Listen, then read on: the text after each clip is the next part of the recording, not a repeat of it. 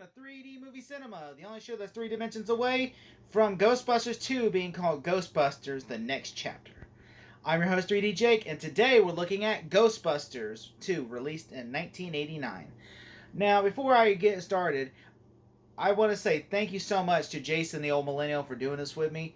I'm going to let him talk about it, then you're going to come back to mine, but here, check out this great, beautiful man. Take it away, Jason. Hello, I am Jason from Jason the Old Millennial, and I'm here to talk about the movie Ghostbusters 2 for Jake from Jake's 3D channel. Thanks, Jake, for inviting me on to do collaboration here and talk about this movie. Ghostbusters 2, I've seen it maybe one time, a long time ago, I think when I was younger. I've never been huge on the Ghostbusters, I guess franchise as you would call it. I remember seeing the first two when I was younger on TV at some point, and of course I haven't seen any of the new ones that they've made. They made a couple new ones, and a new one's coming out this year, in fact. But so I went back and rewatched Ghostbusters 2 because I don't remember a lot from it. And interesting going back because I definitely do remember more from the first Ghostbusters. It's definitely the classic and of the two. Yeah, kind of surprised there wasn't more sequels actually to this because how big the first one was. It's funny, my first really exposure to Ghostbusters was there was a cartoon series called The Real Ghostbusters that came out in between the first and second Ghostbusters movies, and I used to watch that as a kid and absolutely loved it. So interesting getting to this one after the cartoon series really took off, I guess, at this point. And so it's a bit of a hiatus between the first and the second one.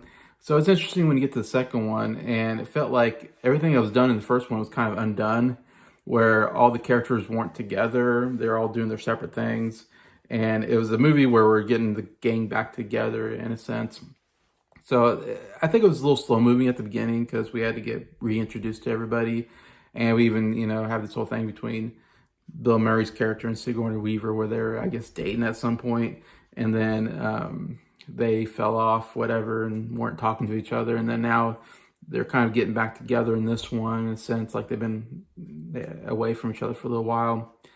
And so we get this whole, sequence where the gang, it felt like, I guess there's no more ghosts, so the city of New York doesn't need the Ghostbusters anymore, so they're, kind of not as big of a deal as they were in the first one. But then we find out there's like some evil slime going underneath the city, and there's an evil painting that is trying to get a baby to, I guess, come back to life and all that. Brings them back, and we get some more ghost busting, Overall, I think the film, not nearly as good as the first film, not nearly as funny. I do like they bring the whole gang back. Everybody from the first one comes back, even get... like all the four main Ghostbusters plus Sigourney Weaver's coming back, so I think that was good. You even get what's his name, the nerdy character also comes back, which I really like that actor. He's great in it as well. I think the plot maybe not quite as good as the first one. I mean, we're dealing with capturing our baby and the evil painting and slime under the city. Not nearly as good as the first one, but I still like some of the sci-fi aspect, I guess, the paranormal aspect of them trying to investigate what's going on here. I like that part of the movie of investigating what is this evil slime, and what is it doing, how to stop it. To me, that's more an interesting part of the movie. I think the least interesting part of the movie is they spend a lot of time with Bill Murray and Sigourney Weaver and them kind of getting back together, kind of, sparking this old flame kind of thing, and they do take a fair amount of time with this relationship. And to me, it wasn't nearly as interesting as trying to figure out what is all this slime and stuff like this. So I think that hurts the movie a bit, I think coming back to this, the best part really is when they start getting back into being Ghostbusters. That's the fun of the movie. That's the fun of the franchise. I do love that car. So iconic when they're driving around in that Ghostbusters car. Really great. Also, the Ghostbusters suits with the proton packs. So iconic. I do love when they get into those. And to me, the movie gets a little bit better once we get to the courtroom scene and the ghosts start coming out finally. And then they have to go on to this whole, we need to catch these ghosts that are coming out, I guess, the slime in the city and all that. Anyway, so I thought that was a pretty good scene, and then all the scenes of them capturing ghosts, and then to me again it kind of slows down until we get to the end, and then the ending, it's pretty good. Again we get more ghosts, images and attacking the city, and the Ghostbusters have to figure out how to defeat them. And we get like for the time, like looking at it, of course, obviously it's dated for the special effects, but for that time, it looked pretty good. I was looking at it thinking, yeah, this is not bad special effects for the time period. I do like the Statue of Liberty part where they get into Statue of Liberty and it's walking around the city. I thought that was a cool special effect and a cool visual to the end of the movie. Yeah, it's interesting. Bill Murray, obviously, I'm a big Bill Murray fan. He was huge in the 80s. I mean, this time period, mid 80s to the early 90s, I want to say. I mean, he was one of the top comedic actors of all time. He has kind of the same shtick, it seems like, in each movie. He's just constantly just joking all the time, never serious. Everything's a joke, that's kind of his thing at this period. And I think it worked better in the first movie. I don't think he had nearly as funny lines in this movie. And sometimes it got a little annoying because Bill Murray was just constantly trying to make jokes all the time in these serious situations. And it's like, okay, this character is not really providing much to the group. It's funny because I think when I'm watching, I'm like, okay, obviously like Harold Ramis, Dan Aykroyd are like the super genius scientist guys that are really coming up with the ideas and stuff like that. And I'm like, why is Bill Murray here? His character, like I don't know if he provides any kind of help really to the group. He's just there for comic relief, it seems like, but still, I mean, it's an iconic group, that foursome that they have there. In some senses, it's nice seeing them come back, but I just wish the movie maybe was a little better plot-wise and a little bit better lines and all that. So overall, I'd give this like a 2.5 out of 5 stars. I wouldn't recommend this one. I still think I would go back to the first one and kind of skip this one personally. It's funny, I was a big fan of the cartoon series, and my favorite character probably was Slimer. Like, Slimer was a huge part of the cartoon series, and he does appear a couple times in this movie. I'd like to see more Slimer. I always thought Slimer was a cool character, that big green kind of ghost character anyways. But yeah, so that's some of my thoughts. And again, thanks, Jake, for having me on. I hope have me on again, or have you on my channel, and we'll do some more. So thank you. Thank you so much, Jason. I really appreciate you doing that. That was awesome of you doing it. So much so, if you can, just follow him in his channel and link description below. Thank you so much, Jason. I'm so honored and humbled that you did this, man. It takes a lot. I've been wanting to work with him for a while, and so he just happened to have time, and I'm glad he got to do this, man. Thank you so much, man.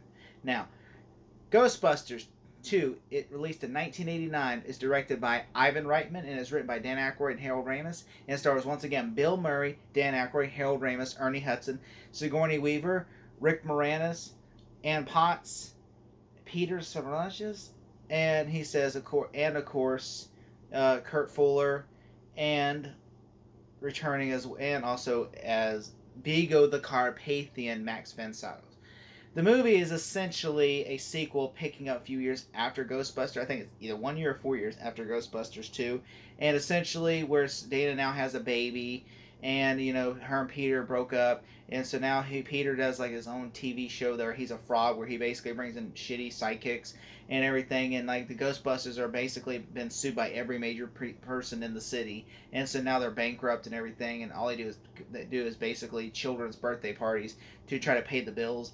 And so they're all defunct, and so while Egon basically is a scientist at the university, so he basically is doing okay for himself, and Peter and Ray runs a bookstore, but he's not really doing well, making financial payments. He's in debt, and so him and Ernie Hudson's character Winston, they basically just do birthday parties for a living because that's the only thing they do to pay the bills.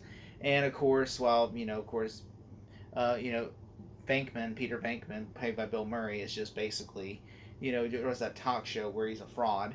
And so basically, once the ooze starts going around the city, ooze starts building up and everything, and then the Ghostbusters have to investigate this. They all come back together to investigate the slime. And then afterwards, of course, once Dana believes that the slime is like after her baby, they team back up and realizing that, and then of course they get arrested and going back. they have to team up to realize there's a giant threat that the place where Dana works is actually involved with. So essentially, it's basically the same plot, kind of like the first one, where it's like a thing that revolves around Dana. It's like something that's happening that revolves around Dana. Essentially, only this time it's after her son. Like the painting is literally after her son. Like her son Oscar, the painting was Vigo the Carpathian, who is basically this warlord that killed himself, but his spirit went into the painting, and so he has a disciple, which is, the Peter Facinelli's character, who basically is like his disciple that basically does his bidding for him, and then of course, Vigo wants Oscar to have a human vessel so he can walk on this earth again, and basically the slime is basically like almost like I would say his army. And so, because there's so much assholes in this world, the army's able to rise up in the ghost. And so, basically, the Ghostbusters, are essentially have to reteam and save the city. I do really like this movie. I really like this movie. Essentially, this movie came out in 1989, the week before Batman '89, and the movie did well in its opening weekend, but then got destroyed by Batman '89 the week after, and then didn't do as well afterwards. And so the movie, is beautifully well made. I think this movie's really creepy because there's some creepy stuff in this movie that happens. Like there's a scene where Sigourney Weaver is giving her baby a bath, and just like all of a sudden the slime goes in the bathtub, and then the bathtub tries to eat her and the baby.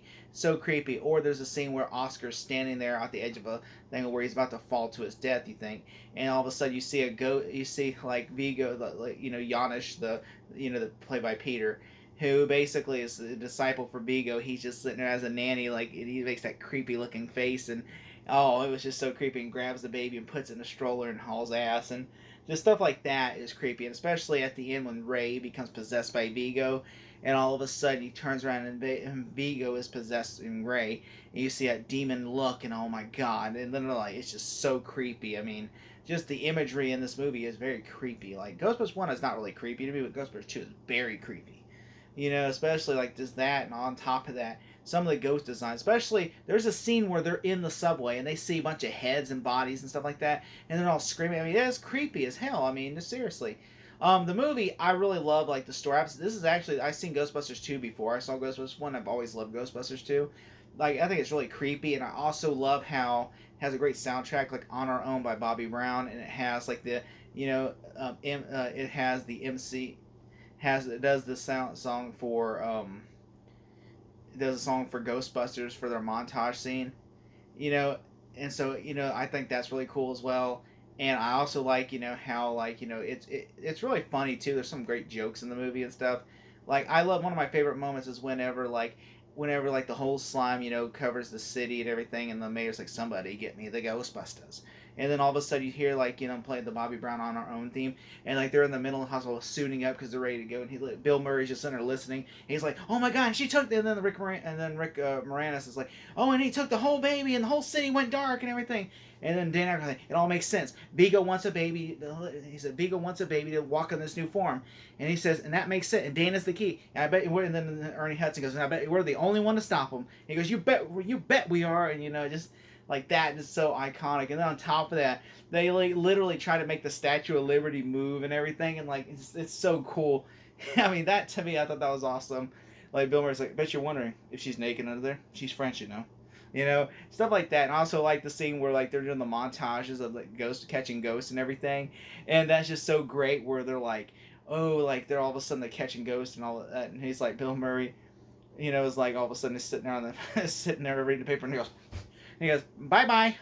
That's a great. And I also like how Bill Murray is like at the museum, and he goes like, oh, this is Vigo, I bet he wants a kid, I'm gonna paint a kid. And he goes, no, get that just a great yawn is crazy, like stuff like that. And I also like how like when he's sitting there harassing when they're digging in the sewers for slime, and before they get arrested, they're like, oh, I bet he wants, he's sitting there talking crap, saying the phone's over there, he's sitting there acting like he really he works here, and he's so committed, and all of a sudden he's like, I'll tell you, the phone line's over there, I told you. And he goes, you're not for con head, who are you? And Bill Murray then comes on, I've been busting my ass off over here, where do you think the stuff's coming from, the sky? Just like, and why Ray ends up kicking the thing and knocking the power. I mean, this is great, and I also really like how Sigourney Weaver is like the key, like just how in the first one she was the key to this, and I also like how. Like, like how, like, this Vigo character, like, how it tries to kill them through the paintings. It's almost like its images is reflected into the paintings. So Vigo tries to kill them, like, by them looking at his picture. And, like, how they see the slime river and everything. Which doesn't kill them. Which there are some issues I did have with this movie. Like, for instance, I do think that the slime should have killed them. It shouldn't have, like, because Vigo's trying to stop them. It's already tried to kill them once. Wouldn't it be able to try to kill them in the subway since Vigo basically has a connection to the slime? Like, stuff like that. And also, they use the Statue of Liberty, which is a cool sequence, but then they smash the slime, and I don't think that would work that way. Like, I don't think it would still just destroy the Statue of Liberty, because it's just a statue. If Proton Pass can't, why would a Statue Liberty? Because I think because of the spirituality, I mean, it makes no sense. Then wouldn't American flag do the same thing? I mean, I'm just saying, like, I'm just saying, like, that just had some issues with that, and on top of that, on top of that, those are a few minor nitpicks I have with the movie. But I do also like how the montage when the ghosts come to life and everything, like one with the fur coat is literally like, the fur coat comes to life. And also there's a scene with the Titanic where it says, the Titanic just arrived. And then Cheech is like, well, better late than never. Like, and I do like that. And there's great sequences in the movie, great action. I like, whenever, how, the courtroom scene's great. And I also like at the end of the movie, once they save the day and everything, and how, like, they get in the montage credits, they get the key to the city. I thought that was pretty great. And there also was some, like, deleted scenes that, at the end of Ghostbusters 2, like, with the mayor and stuff that was cut because the pacing, because the movie was already so long. And so, I mean, there was some stuff that I wish they could have kept. Like, also, I do like that the movie does match Ghostbusters 2, like, match the animated series, because this movie was made after the animated series had come out, the real Ghostbusters. And, like, they made, for instance, Ernie Hudson's character, they made his character they made his haircut to match the animated character's haircut, and they made the receptionist match her haircut in the animated series. And also they made, Slimer the firehouse dog in a way, because just like he was in the animated series, and just certain things like that to match. They also have the outfits in the movie kind of match the outfits, in the animated series, because they wanted to match the cartoon, because they figured the fans of the cartoon will rush to the theater to see this movie. And they did on opening weekend, but then afterwards they didn't give a shit. Because Batman was out. So, yeah, I mean, this is a great movie. I really enjoy this movie. It is a fantastic movie. I love this movie, and I will continue to watch this movie always. I always say this is the greatest sequel to Ghostbusters. If you haven't watched it, I give this movie an A+. Thank you so much. Ghostbusters 2. We're the best! We're the beautiful! We're the only Ghostbusters! We're back!